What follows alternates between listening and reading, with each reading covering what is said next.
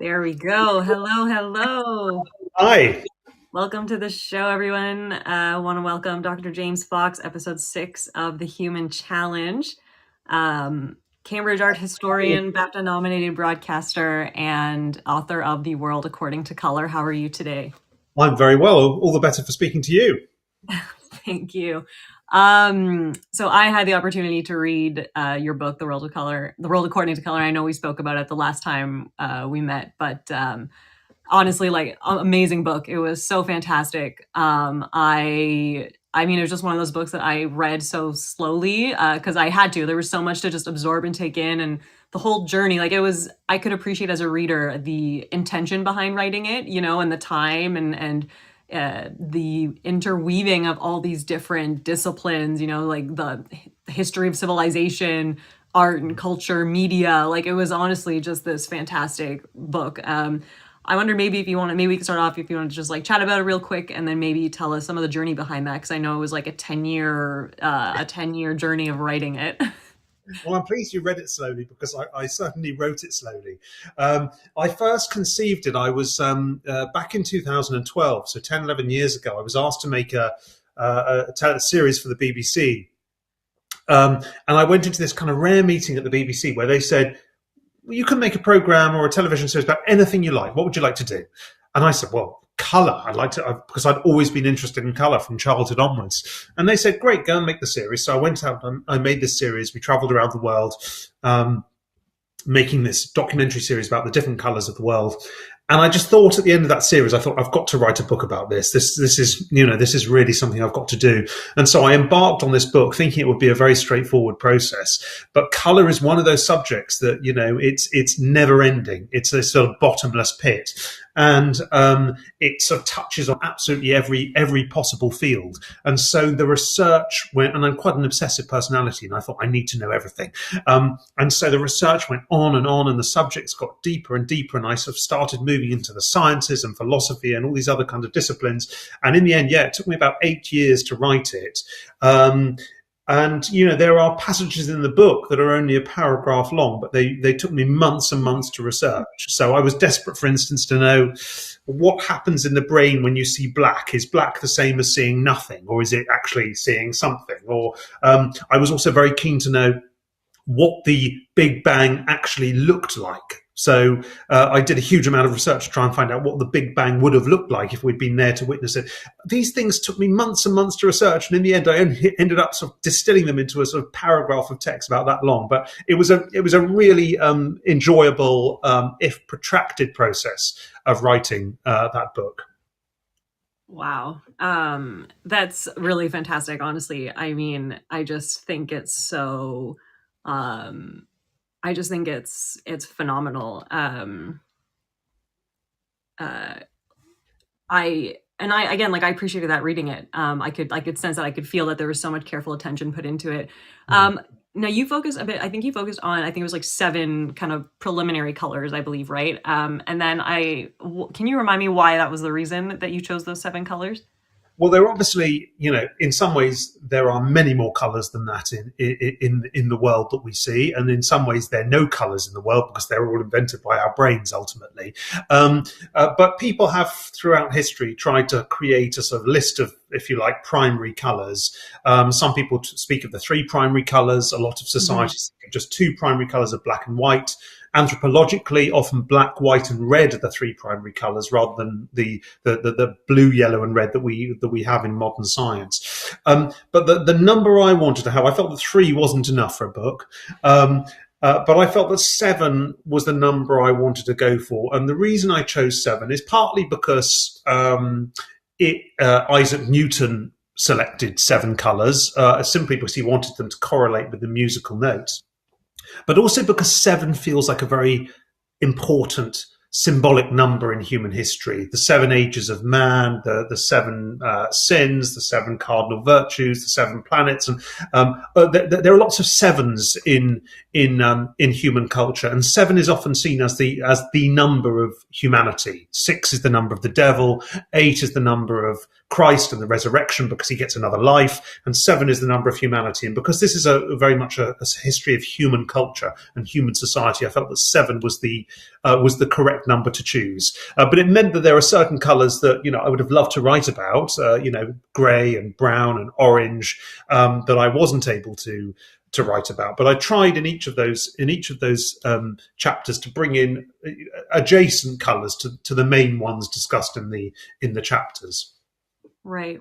And, I thought it was, even for myself, like going through it, there was almost like a spiritual aspect, I think, to some of it. It was kind of how I felt reading it anyways, which I thought was very fascinating, especially when you brought in a lot of the stuff about, when you brought in lots of different pieces of art and different paintings, and how those, I guess, evolved even throughout time, and how the usage of different colors through time. Like that was honestly just fascinating. And I mean, like there was stuff in there even about the industry of color production. And I was honestly like, my mind was blown. I was like, how were you able to fit all these different things into one book? Because the book isn't even that long. It's maybe, how many pages is it? Do you remember? Like it's not. It's 300 300. It was twice as long, 3 times as long, and I distilled it. I think that great. One of the for me the exciting things is to try to distill as much as possible and to get things to say something complex and rich and exciting, but in the simplest possible way, in the shortest possible way. So yeah, it was, I think, two or 3 times the length originally, and then I sort of cut it back painfully, but also enjoyably. Yeah. But you say spirit. And that's absolutely important. It's absolutely crucial that color has been connected to spiritual meanings for thousands of years all over the world, because and of course that those old connections between sort of black and darkness and sin, and white and the divine and purity, and red and blood and the sacrament and the Eucharist, and yellow and the sun, and color has these very symbolic connotations and always has done. And color is itself a kind of almost numinous mystery in itself, because it's something that is all around us, but we can't really touch it. We can't really get to grips with it. It slips through our fingers. It vanishes into the distance. It hovers in this kind of strange ether between us and the thing that lies beyond it. So color is a very mysterious entity. And that's also another reason why it took me so long to write, because it's one of those things that when you start to get up close, it kind of disappears like quicksilver. So it is a mystical property and entity, color in its own right. That's fantastic. I absolutely love that. And I think that just speaks to, I think, a lot of things in the world. I think this whole idea that everything around us is really just whatever we perceive it to be. Like, is there actually a reality? And I don't know, like, for when you say those words, that's what I think. That's what comes up for me, because even when you spoke about in the book how color is, what is it, like, how it's produced, or how we see color, right? Like, it really is just reflection of light. And so I just Yes. think that's absolutely fascinating. Well, it's one of the great debates in philosophy, is that is that question. That's a metaphysical question, I suppose, an ontological question of what is reality. Is it objective? Does it exist objectively, independently of us out in the world, or does it exist primarily inside us? Is it generated by the brain? And colour, of course, has been a real sort of epicenter of that particular debate, because for a long time, historically, the common sense view was that colours just existed out in the world. The leaves were green because they had a kind of greenness to them, and that greenness was there independently of us. But increasingly, neuroscientists and philosophers are thinking of colour as almost overwhelmingly made from within. It's an overwhelmingly subjective creation that we then project onto the world and believe it exists around us. So colour is a really good way to tease out those biggest questions of all, the questions of what is reality, and how does our sensation and our experience of the world fit into the jigsaw puzzle of what exists in the world in itself. Right. And I mean, that's just fascinating, to take something as little, not little, but something like color, this concept, and to be able to apply it to such an abstract thing, which I suppose makes sense because color in itself is kind of abstract. And then we use it in all these different ways, through art. And then even just, I remember in a lot of the book that you spoke a lot about even like rituals, like the color red meant things in certain cultures, and how even in certain cultures that meaning changed over time through Yes. civilization, right? Well, Which is yeah, I fascinating. mean, color is a very changeable entity. And so the idea that it has fixed, it doesn't have a fixed residence. It moves all over the place, appears differently in different people's perceptions, changes with light sources, changes it constantly. But it also has very changeable cultural and social meanings as well. So, we like to believe that there are kind of fixed meanings of certain colors, that black is the color of death or whatever it is. But actually when you start to look into it, you realize that these meanings themselves are very slippery. That black may be the color of death in the west, but white is the color of the death in the east. That in North America, in the United States, that red is the color of the Republican Party, so right of centre politics, and blue is the colour of the Democrat. Whereas in Europe, it's completely the opposite. Red is the left wing colour, and blue is the right wing colour. And even things like when you think about the way that babies are sometimes, we live in an increasingly gender fluid period now, but often still parents will dress a baby boy in blue and a baby girl in pink, and yet 100 years ago it was completely the other way around. The colour for boys was pink because pink was associated with the flesh and blood and strength and the body, and blue was the colour that was associated with distance and calmness and tranquility and the Virgin Mary. So blue was the typical female colour. So these kind of meanings are constantly shifting and changing. I give one example in the book actually about black. Black and its association with funeral wear, and saying that if a woman went to a funeral in a black dress, that black dress would be a symbol of mourning. But if she then jumped into a taxi and went down the road to a cocktail party, that black dress, that same color would be a symbol of stylish sophistication. So, meanings of color are constantly changing. Its symbolism is constantly changing. Yeah, and that's just amazing. Honestly, it's amazing to me. Just how I don't even know. I don't even think I have the words to say it. Like, it honestly is just amazing just to be able to marvel at that. And that was why I had to read the book so slowly, because I had to take my time to, absorb these thoughts and to just take it in and to just appreciate that, because I just think it's fantastic. I really, really do. And just the whole abstract side to it. I mean, I just think it's absolutely phenomenal, and how we can relate it to our own physical world around Well, us. I mean, while we're on the physical world, obviously there's lots of abstract and intellectual and philosophical content there, but in a way, one of the motives of the book was to focus on the very simple physical world. I begin with this story of, as a child, noticing this fly that I was initially disgusted by, and then discovered the beautiful colours of. And I think one of the purposes of the book is to encourage people to look afresh at the world, and even very banal and overlooked aspects of the world. Jean-Jacques Rousseau, the philosopher, said the hardest things to see are the things we see every single day.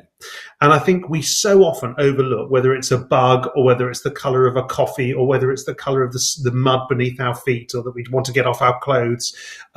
We so overlook these colors. And yet when you actually give it time and attention to look at the world around us, to look at the colors that inhabit this world with us and are very much produced by us, you can find beauty and magic and wonder and in absolutely everything.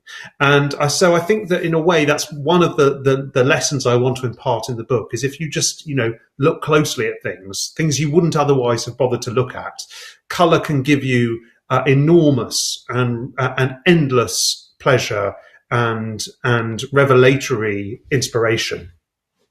Right. I think that's just marvelous. I really do. And I think that's a really beautiful message. I think like the undertone to that message is really about appreciation and gratitude, slowing down and really being able to appreciate what's here, what's around us, what's in front of us, and what it offers us, and just the multitude of perspectives that we can gain from just taking that time to be appreciative and be grateful and be Yeah. and honor what's in front of us. Yeah, I mean, sometimes I will walk down the grocery aisle and I'll look at the vegetables lined up and I'll just be amazed because obviously, green is a particularly exciting color, isn't it? And green actually we see as human beings, we see more shades of green pretty much than any other color. And most other mammals don't see green at all.